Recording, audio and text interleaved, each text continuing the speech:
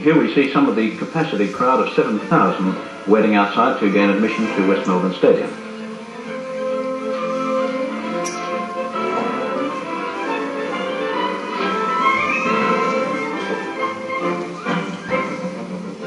George Bracken comes into the ring, and with him is Kid Young, also known, of course, as Jay White.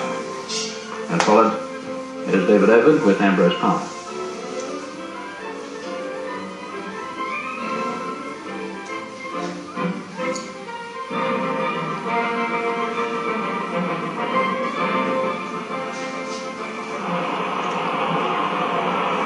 The weights for the fight for Bracken at 9 stone 9, right on the lightweight limit, and Oved at 9 stone 6 3/4. Bracken wore blue trunks with the white side stripes. Most of the first minute of round 1 was taken up with very light exploratory punch throwing that ended with a clinch on the ropes. Oved, grim-faced, shoulders hunched and head front forward, was the first to really go into action. He varied the early light left leading by moving in swiftly behind a volley of fast two-handed hitting. Bracken was not worried by it, but towards the end of the round he gave Oved a warning of what would happen by unleashing a solid right that zoomed over Oved's extender and made contact with the jaw. This shook Oved. He buckled slightly at the knees and covered up hastily as the bell sounded soon afterwards.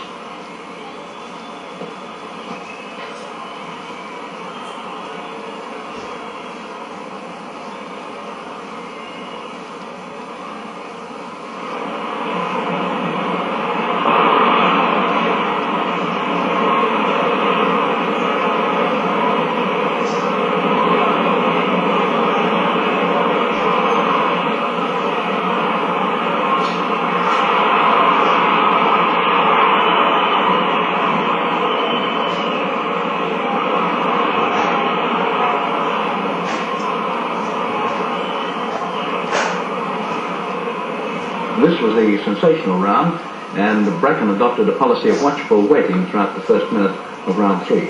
And such action as there was came mainly from Oved's waspish darting attacks. One sharp session of brisk action saw Oved connect with the light left to the jaw and Bracken counter with a hard right lift to the ribs.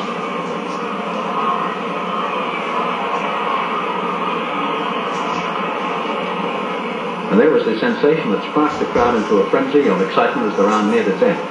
Bracken was within punching range, and suddenly his right flashed out and connected solidly to Oved's jaw. There was pandemonium in the stadium as the fight continued, and when the bell did sound for the end of the round, nobody in the ring heard.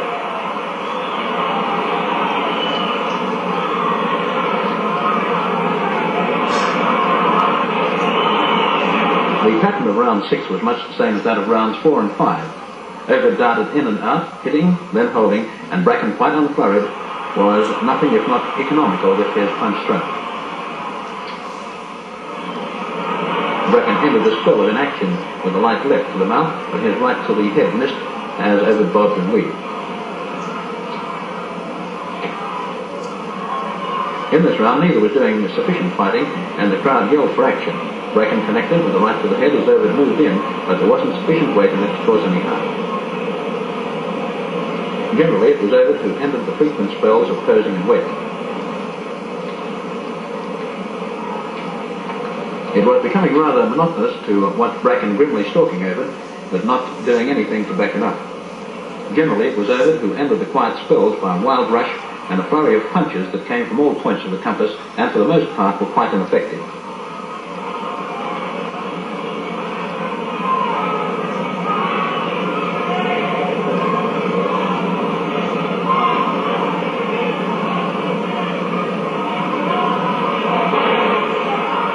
Why Bracken didn't do more, only he knows. He has been seen in the past to develop these spells of watchful waiting, so as to speak, in his other bouts.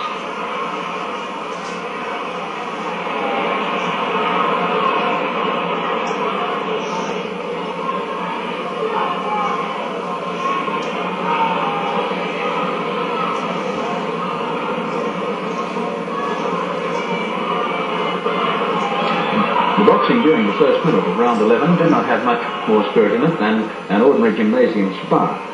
Strangely enough, the crowd still had big fight fever and kept urging the fighters on.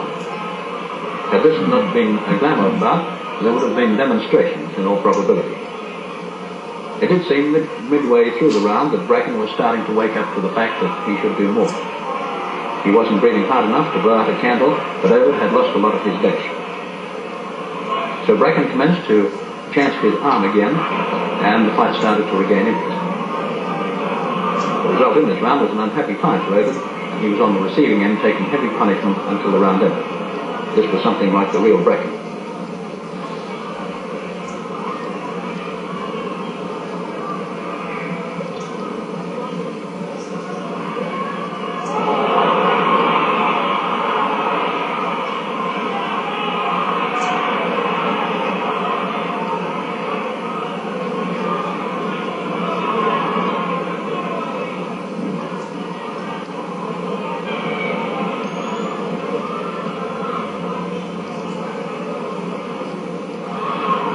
A wild rush by Oved soon after round 14 opened, and a despairingly wild right swing that Bracken had no trouble in avoiding ended on the ropes.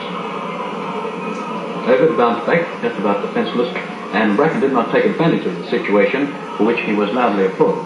The crowd considered it a sporting gesture. And you'll see this happen in just a moment.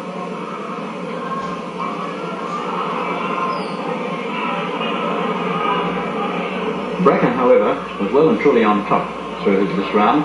He had speeded up quite a bit, and though Oved was using the ring in a desperate endeavour to escape punishment, and he really was taking plenty.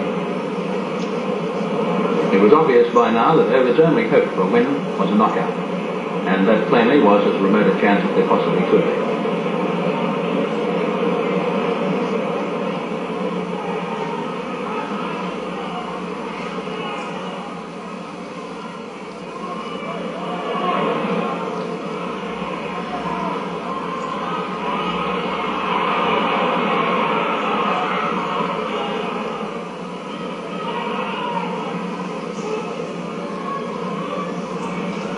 And after the final round, although Oved opened the attack in this round, he shot a light left to the mouth and looked a beaten man.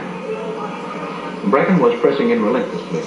He should have been fighting like this much earlier, and true, the sands were running out for Oved, and Bracken knew it. He was connecting now with almost every punch, and Oved, back moving hopelessly, could not escape.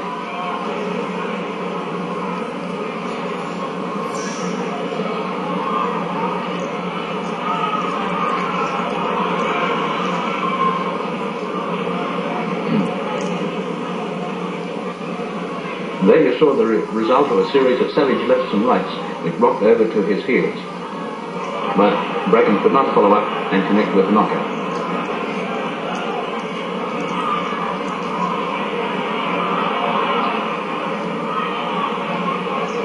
And so it went on to a result that was inevitable. The gong sounded, and while the crowd became hysterical with delight, referee Riley crowned Bracken.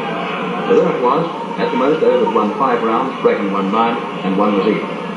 Proudly, Bracken came from his corner to be invested with the hallmark belt, the first trophy of such a nature to have adorned a national champion for over 30 years.